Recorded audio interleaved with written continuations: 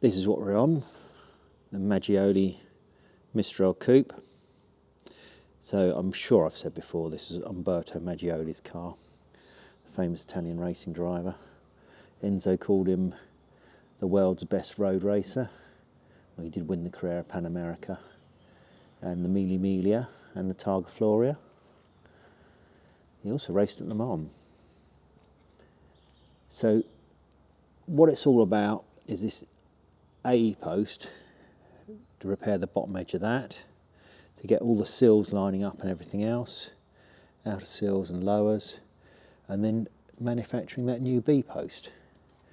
So I've got the door on, as you'll see. It's just hung on to see what we got. And I think you get the idea about them lower sills. Well, let's go back round this way so we can actually see what we're doing. So all this lot governs where it sits. This is to do with the outrigger where it comes through and welds through, pokes through this bit and welds on. That's where the wiring goes through. All this is brand new, this side. If you look at the older videos, you'll see. And you can see all the A-post. I've let a piece in here. This slightly iffy welding is Maserati's. That slightly iffy welding is mine. So obviously you want it to look like theirs. So that's the idea. So all these guys that do these things that look like TIG, you know, it's all very well and good, but it isn't as it should be, because it wants to look like the way they did it. And there's nothing wrong with it, it's plenty strong enough. So this one, all this is new, this panel and that panel in there. I had to remake that. But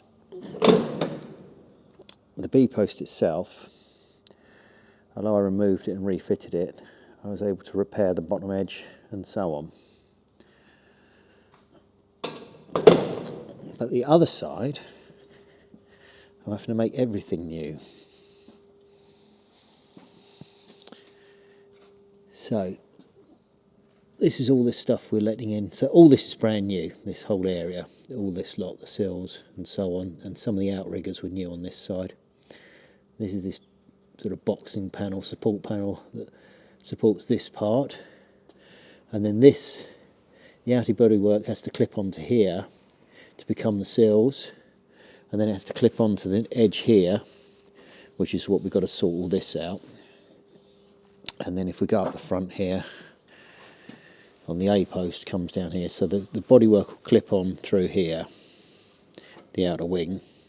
So all this has to be in the right place, obviously.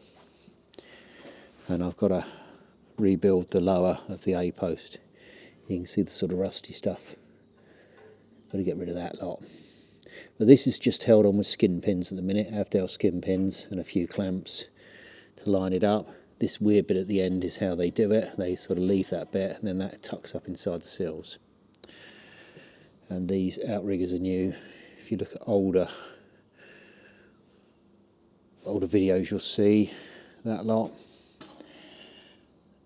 That's where the throttle pedal goes. So what we've got, there we are. We've got a B post.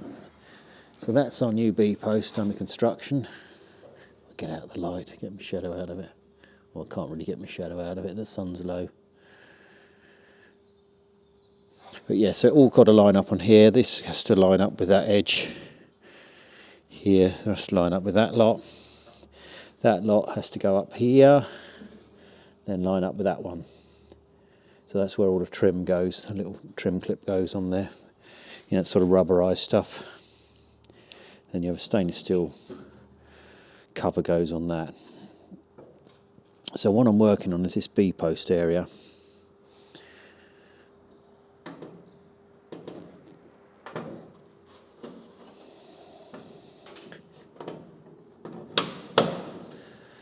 Which is shaping up. But this here, this ends up with a valley in there. Then this edge will be turned back round, so it comes up 90, then over another 90, so it pokes in forwards towards that, and then the skin will wrap over that. If I grab the old one, we'll have a look.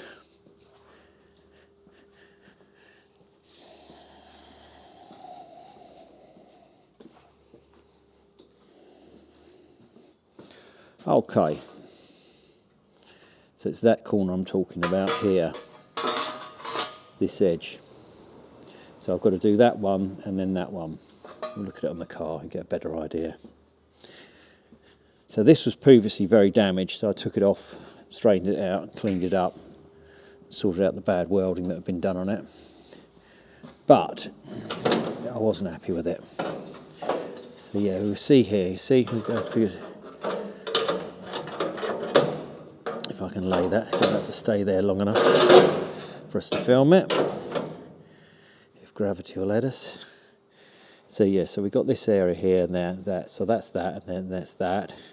Then we've got to fold this way and then fold forwards to become that. So that's what we're working on. And this has all got to be in the right place because obviously it holds the outer body work. Okay. Well, I'd better be left to it to try and get that to line up, hadn't I?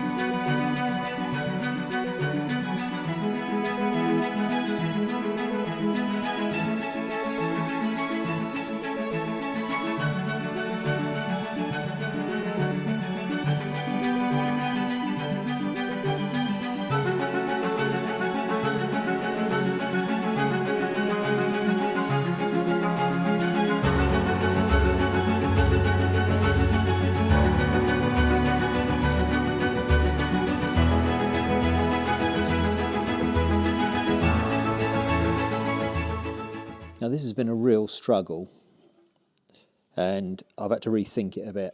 So what I was trying to do was turn this over to create that form. So it had to go down there, then across, then back up. But the problem with that is that every time you move it, so you get this edge set to where you want it to be, and then when you fold that, it tries to straighten it out.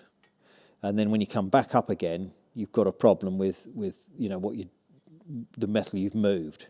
So obviously sort of up here, when you then fold that over, you know, you've got to shrink the metal down as you fold it, and then you've got to fold it back up again. Or rather, sorry, as you're coming up here, you know, as that's moving up, it's tending to want to stretch, rather. And then you stretch it, but then then you fold it over again, and then because it's stretched, it tends to try and straighten this out again. Anyway, so it's really difficult to do. It doesn't work. It would work if you had some sort of former or press tooling, you know, and it all goes in one go. Then it wouldn't be so bad. Or if I had sort of a lump of steel that was that shape, and I could sort of clamp it on and beat it round it, that'd be fine. But I'd have to mill out a lump of steel that you know does that direction there, and does that direction as well. And that's a lot of messing around, and bending that piece of steel would be very difficult. So with that in mind, what I'm going to do is make that flange up separately, which is what I'm doing. So I've basically been making that up. So that's going to have to join on here. And that's effectively what I'm trying to do. It's not quite there yet, and that will need a bit of messing around because it's all got to line up. But of course this has got to end up the right shape, because as I said, on the car, the outer skin wraps over this. And then here, I'm going to cut this bit out so that I can let that in, because I want to let that bit in for the striker, or whatever you call that, the sort of buffer of thing, which is, that's got to take that, hasn't it? And that's the buffer that goes, goes into it, that's on the bottom of the door. So I've got to take that piece out and let it in so it'll go in there. So that's what I'm doing now, is making sure all that's in the right place and letting that into there. Then I'm going to do this area. But if we have a look on the car, we'll get a feel for what's going on and why this is so vexing. So we'll have a look.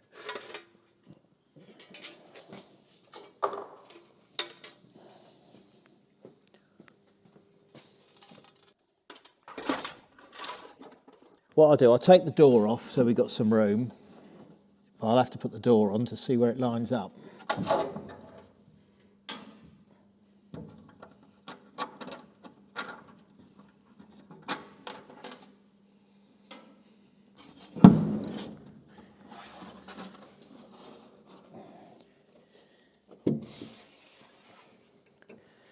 So this edge that I've been making will eventually line up with here, won't it? Because that carries that goes on the B post there, and then this will carry the outer bodywork that has to wrap round here, this aluminium. So it's got to line up with that, and it gives us our panel gap.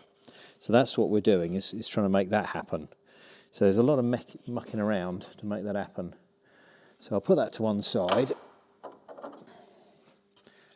So that's got to go on there, obviously. And we put our skin pins on to hold it on.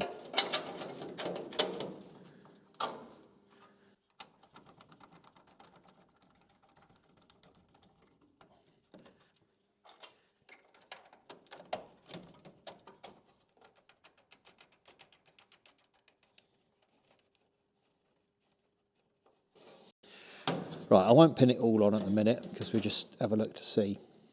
But yeah, that's what we got. And you see, this is this hollow area you have here. So you'd have to end up with that hollow all the way round. Now, the skin comes and wraps over there. So the outer aluminium skin comes and wraps over like that around this area. And that creates where your door gap's going to be. But also this void has a seal that goes in there, has a seal that goes in there and then goes, runs down into this area down here. So that's got to, you've got to enable that to go in there. So that's that bit. So the plan is that this will go on here eventually like that. So that edge lines up with here, and then your gap ends up there as well. So that's got to be trimmed down a bit to sort of sit down into there. You can see what we're getting at. That's what we're trying to get. And of course this is critical because, for fear of repeating myself, as I say, that skin goes around there and just clips on there. So literally that aluminium outer panel just goes on there, and it's just crimped on there and held on there like that. Just that's all that holds it on. So that's got to be right, so that when you fold it over, it's in the right place to enable that skin to do it. And it's a bit odd because it has a sort of swage line through it as well.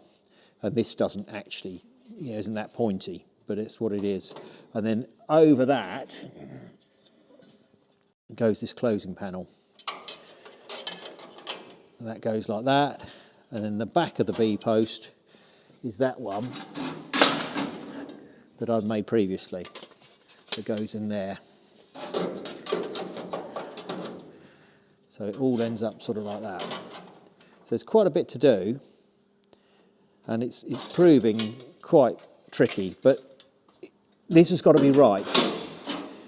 If anything's wrong here, it'll throw out where the door sits, it'll throw out where the rear bodywork goes, so the whole thing. So that's why I've spent all that time setting these up, getting all these in the right place, and you can see it's all skin pins holding it together.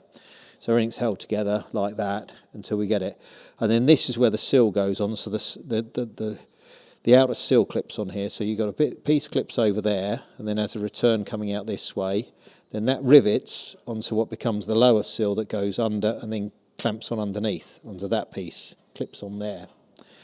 And then that row of rivets gets covered up by the chrome trim. So again, all of this has got to be right, and that governs your door gap. So all these areas, you know, as that goes all the way round, all of that creates where the bodywork goes. So it's all got to be in the right place, and then it goes all the way up to here, and then that bit will go onto there, so you need to join that to there, and then it becomes like that, and then it all wraps around here. So if we look next door, the other side of the car, you get a better idea of what we're looking at. So you can see this is what it's got to do. It's going to come through here and do this. So that creates your gap. It's quite tight. You can adjust it a bit. You know, it can be, you know, it's probably a little tight at the minute. I might have to take a bit out of here, we'll see. But I've got to remake all these flanges on the aluminium skin because they're all cracked and corroded where they wrap round. So they've got to be, you know, a strip's got to be let into them. And then I've got to make new door skins as well because these are quite nasty.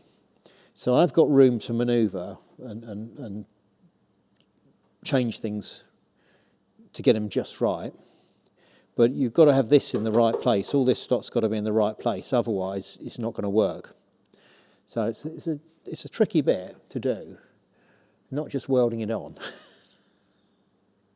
Or welded on the wrong place. Anyway, I'm going to get on with it because there's still plenty of work to do on it. And then we'll see next week, shall we? How we got on.